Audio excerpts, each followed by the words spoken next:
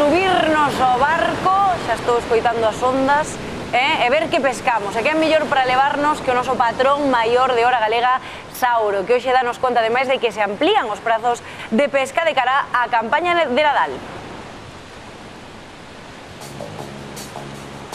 As biotoxinas esta semana pasada mantían abertas solo 23 bateas das 3.437 que temos en Galicia.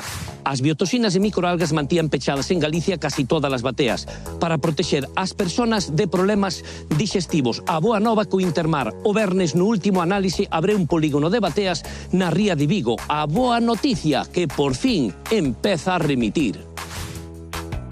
España gaña só 13 días de pesca para a flota do Mediterráneo para o Nadal. Que pasará co precio do peixe?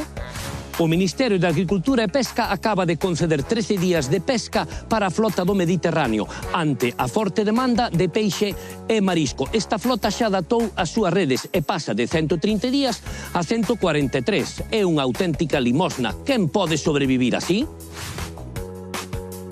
A Consellería do Mar retrasa a recollida da mesilla por haber pouca e ser pequena. A Consellería do Mar e Sector Bateeiro chegan a un acordo para retrasar a recollida da mesilla para protexer o recurso.